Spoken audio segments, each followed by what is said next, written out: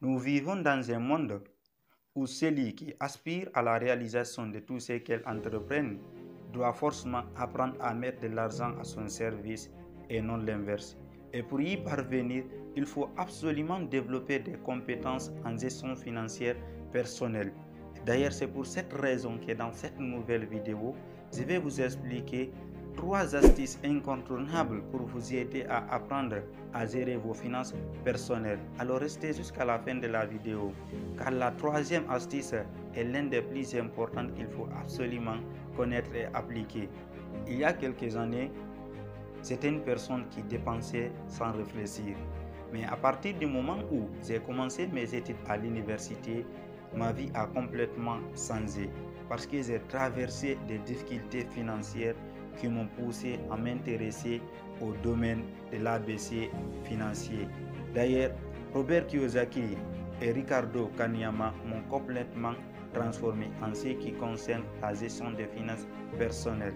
Donc, d'une part, les conseils que je vais partager avec vous dans cette nouvelle vidéo sont basés sur mes propres lectures et d'autres sur une expérience vécue.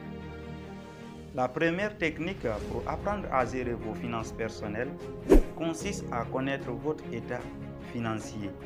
À ce niveau, il y a 4 questions fondamentales auxquelles vous devez absolument répondre pour connaître votre état financier. Quel est votre flux de trésorerie par mois? Combien gagnez-vous par mois? C'est-à-dire quel est votre revenu mensuel?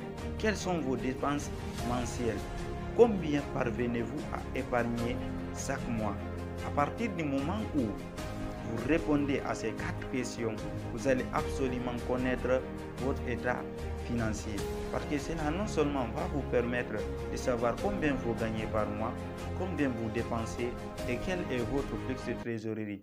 La deuxième astuce pour apprendre à gérer ses finances personnelles consiste à se fixer des objectifs financiers. Vous savez, les objectifs vous donnent une direction et une motivation pour avancer. Les objectifs vous aident à rester focus et vous aident aussi à éviter de vous disperser. À partir du moment où vous fixez des objectifs financiers, cela non seulement va vous permettre de réduire les dépenses, parce que si vous avez remarqué, à partir du moment où votre revenu augmente, vos pulsions aussi vous poussent à dépenser. Si d'habitude vous dépensez une valeur de 500 € par mois, si vos revenus tous 2000 €, voire même 3000 € par mois, vous allez dépenser plus que ça. Ce sont des pulsions qui vous poussent à agir comme ça. Mais si vous avez des objectifs financiers, vous savez qu'à chaque fin de mois, vous devez mettre telle somme à côté, ça va absolument vous aider à gérer les dépenses inutiles. L'astuce numéro 3 pour apprendre à gérer ses finances personnelles consiste à appliquer la règle 50-30-20.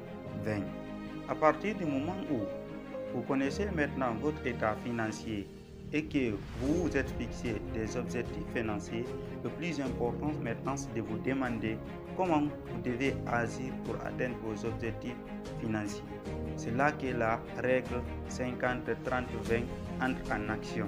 La règle 50 signifie que vous devez allouer une partie de votre budget, c'est-à-dire 50% de votre budget pour les besoins essentiels. Lorsqu'on parle des besoins essentiels, qu'est-ce qui entre en action?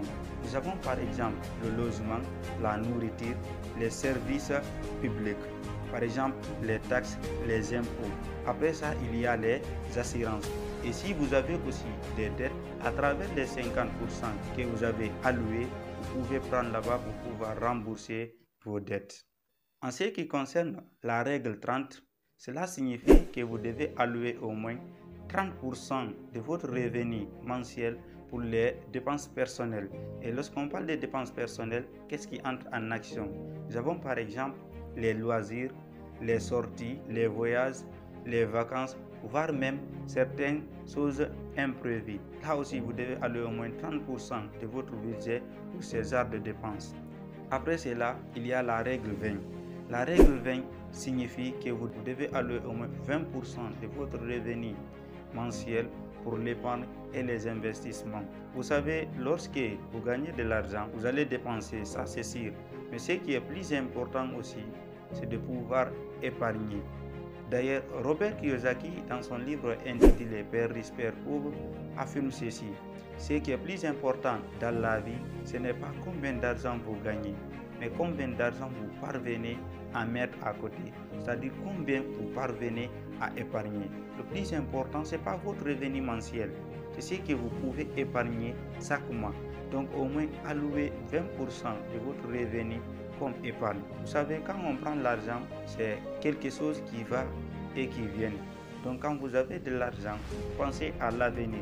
Peut-être aujourd'hui vous avez un travail, vous travaillez très bien et vous gagnez votre vie. Mais comment sera demain? On ne le sait pas. Donc pour éviter ces genres de choses, vous devez vous fixer des objectifs à long terme pour pouvoir épargner. J'ajoute cela pour finir cette partie. L'argent nous dit ceci. Épargne-moi pour que je puisse épargner demain. Si aujourd'hui vous épargnez de l'argent, dans le futur, l'argent aussi vous épargnera plein de choses. Si vous aussi, vous connaissez quelques techniques pour apprendre à gérer ses finances personnelles, n'hésitez pas de le dire en commentaire. À présent, si vous n'êtes pas encore abonné à ma chaîne, je vous invite à vous abonner dès maintenant et à activer la cloche de notification. Et si vous êtes encore très gentil, n'hésitez pas de me laisser un gros pouce bleu car ça m'encourage. C'était Alpha Diallo pour vous motiver et vous aider à améliorer votre personnalité. Rendez-vous la semaine prochaine pour une nouvelle vidéo. Merci.